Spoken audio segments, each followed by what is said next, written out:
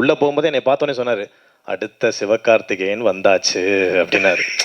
முனிஷ்காந்தன் எப்போ வந்து கதையின் நாயகன் கதாநாயகன் சொன்னாலே அவர் வந்து ஐயோ சார் நீங்கள் வர எதையாவது கிளப்பி விட்றாதீங்க சார், நமக்கு இதெல்லாம் சட்டாவது. அது அந்த தம்பி வந்து பொண்ணுங்க கொஞ்சம் அழகாக இருந்தால் ஒரு மாதிரி கேமரா ஆங்கிள் செட் பண்ணுவான், நம்மளை கண்டுக்க மாட்டான். ஃபஸ்ட்டு கேமராவை மூவ் பண்ணுங்க தம்பி, அப்புறம் ஆர்டிஸ்ட்டை கூப்பிடுங்க.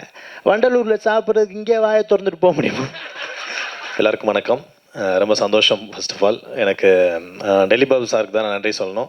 ஏன்னா ஓமை கடவுளை முடிச்சுட்டு ஒரு இன்டர்வியூ வந்து நான் எடுத்தேன் ஒரு சேனலில், அவங்களோட அந்த மூவி டீமை. அப்போ நான் போய் கேட்டேன், சார் எனக்கு ஏதாவது வாய்ப்பு கொடுங்க சார், நான் அந்த மாதிரி சேனலில் பண்ணிகிட்ருக்கேன் அப்படின்னு. அப்போ சார் பார்த்துட்டு நான் கண்டிப்பாக கூப்பிட்றேன் அப்படின்னு சொன்னாங்க. நான் சரி எல்லோரும் சொல்கிற மாதிரி சொல்லுவாங்கன்னு நினச்சேன். பட் ஒரு 30 நாளில் ஒரு மாதத்துக்குள்ளேயே வந்துட்டு இந்த படத்துக்கான ஒரு கால் வந்து கூப்பிட்டாங்க. ஒரு நல்ல ரோலில் இருக்குது பண்ணுங்க அப்படின்னாங்க. ஸோ அப்புறம் அது கிடச்சது. ரொம்ப சந்தோஷம் ஓவரால் அந்த படத்தில். ஒரு முனிஷ்காந்த் சாரை பற்றி ஏதாவது சில வார்த்தைகள், ஏன்னா அவரோட தான் நிறைய சீன்ஸ் உங்களுக்கு இருக்குது. முனிஷ்காந்த் இருக்கட்டும், அந்த நாசர்னு ஒருத்தர் இருப்பார் எங்க சார், அந்த ஒரு கோஆர்டினேட்டர் ஒரு ஜென்டில்மேன் இருப்பார், இருக்காராம்.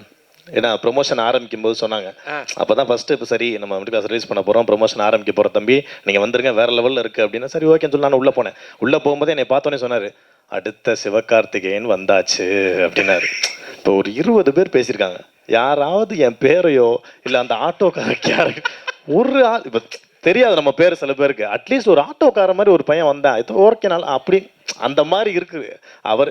இதனால தான் நான் கூட யோசிப்பேன், முனிஷ்காந்தன் எப்போ வந்து கதையின் நாயகன் கதாநாயகன் சொன்னாலே அவர் வந்து ஐயோ சார் நீங்கள் வர எதையாவது கிளப்பி விட்றாதீங்க சார், நமக்கு இதெல்லாம் சட்டாவது. நான் யோசிப்பேன், ஏன் சார் இப்படி நினைக்கிறீங்க அப்படின்னு.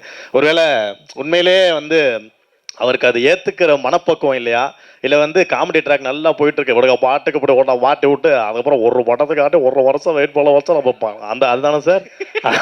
அதேதான் இந்த மாதிரி ஒரு ட்ராக்கை செட் பண்ணி விட்டோன்னா அப்புறம் அவருக்கு வந்து ஒரு மல்டி அதை பண்ண முடியாது அப்படின்னு, அதனால இருக்குமோன்னு தெரில. அதனால் அவர் தான் நான் தேடிக்கிட்டு இருக்கேன். முடிச்சுட்டு போகும்போது அவர் பேசுகிறேன். பட் டு பி ஹானஸ்ட் எனக்கு வந்து உண்மையிலேயே நாங்கள் இப்போ டெலிவிஷனில் பண்ணுறோம், நிறைய பேர் சொல்லுவாங்க நல்லா காமெடி பண்ணுறீங்க, நல்ல ஒரு ஐடியாவாக நல்ல காமெடி ஸ்கிரிப்ட் ஒர்க்லாம் நல்லா பண்ணுறீங்க அப்படின்னு. பட் அது பிக் ஸ்க்ரீன்லாம் ஏன் வரதில்லை அப்படின்னு கேட்கும்போது ஆக்சுவலாக உண்மையிலேயே அது வேறையாக இருக்குது, இது வேறையாக இருக்குது. ஏன்னா இது ஒரு ப்ரிப்பேர்டு ஒர்க்காக இருக்குது. அது ஒரு ஸ்கிரிப்டாக எடுத்துகிட்டு அந்த கேரக்டரை நம்ம வந்து ஒரு உள்வாங்கி அதுக்கு மேலே போய் பண்ணும். இப்போ டெலிவிஷன்னா ஸ்பாட்டில் டக்குன்னு நமக்கு ஒரு டைமிங் சென்ஸ் இருந்தால் அது பண்ண முடியும்.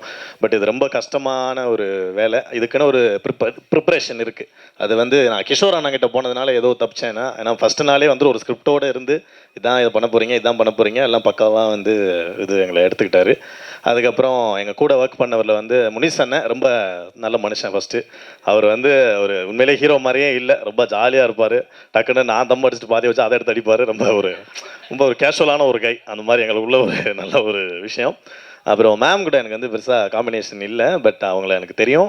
அப்புறம் முனிஷ் அண்ணன், அப்புறம் கோடாங்கி ரிவ்யூஸ் அவர், அப்புறம் அந்த one and only the real OG Radha Ravi sir கூட இருந்துச்சு.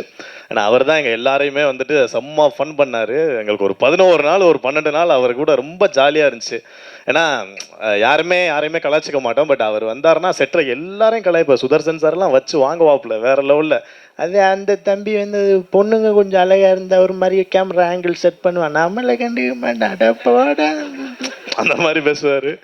அது மாதிரி ரொம்ப சின்ன விஷயம் கூட ரொம்ப சென்சிபிளாக இருக்கும் அவர் சொல்கிறதுலாம். ஒரு வாட்டி ஒரு ஷாட்டை கொஞ்சம் சீட் பண்ணி எடுக்கிறோம் சார், கொஞ்சம் அப்படி வாங்க சார், டக்குன்னு வந்துருங்கன்னா ஃபஸ்ட்டு கேமராவே மூவ் ஆகலை. அதுக்கு அவர் சொன்னார், இது ஃபஸ்ட்டு கேமராவை மூவ் பண்ணுங்க தம்பி, அப்புறம் ஆர்டிஸ்ட்டை கூப்பிடுங்க. வண்டலூரில் சாப்பிட்றதுக்கு இங்கே வாயை திறந்துட்டு போக முடியுமா? மிரண்டுட்டேன் நான்.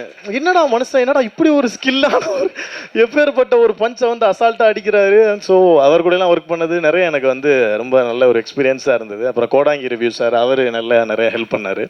அப்புறம் வந்து இவங்க இது பூர்ணேஷ், ஐயோ அது வேறு அப்படி சொல்லக்கூடாது, ஜெயம் ரவி சார் கூட ரவி மோகன் சொல்லாமல் விட்டலாம். இவரை வந்து இப்போ தேவ் அப்படின்னு தான் சொல்லணும். So Dev sir and Durai sir DD combo.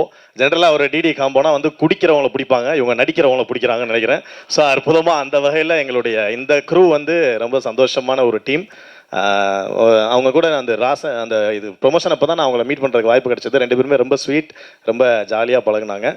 ஓவராலாக படத்தை பற்றி சொல்லணுன்னா வந்து அதான் மிடில் கிளாஸ், அதுக்கு ஏற்ற மாதிரி விஷயம் இருக்கும். அது இல்லாமலும் ரொம்ப இன்ட்ரெஸ்டிங்காக வித்தியாசமாக செகண்ட் ஹாஃப்லாம் நிறைய சுவாரஸ்யமான விஷயங்கள்லாம் இருக்கும். ஸோ பாருங்கள், ஏன்னா ஃபஸ்ட்டு ப்ரொமோஷன் அப்போ சொன்னாங்க நவம்பர் 21 நம்ம படம் மட்டும்தான் வருது, வேற லெவலில் இருக்கும்னாங்க.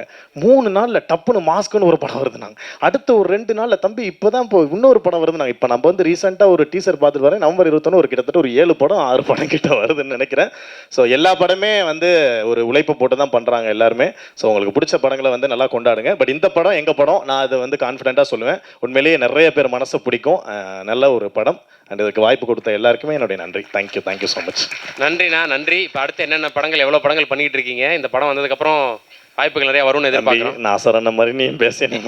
இல்லை நான் நல்ல முறையாக கேட்குறேன். இல்லை அப்படிதான், உண்மைதான். நான் சொன்ன மாதிரி தான், டெலிவிஷன் வேற இது வேற அப்படிங்கிறது புரிஞ்சுக்கிறதுக்கே ரொம்ப டைம் ஆகுது. பட் அதுக்கான ப்ரிப்பரேஷன் நான் வந்து இப்போ ஸ்டார்ட் பண்ணியிருக்கேன். ஒரு சில பெரிய படங்கள், அப்புறம் வெப் சீரிஸ் இந்த மாதிரி பெருசாலாம் கமிட் ஆகி பண்ணிட்டு இருக்கேன். சூப்பர், நல்லா வரும்னு நினைக்கிறேன். வாழ்த்துக்கள். இதில் பார்க்க ரொம்ப சந்தோஷம். வாழ்த்துக்கள். தேங்க்யூ.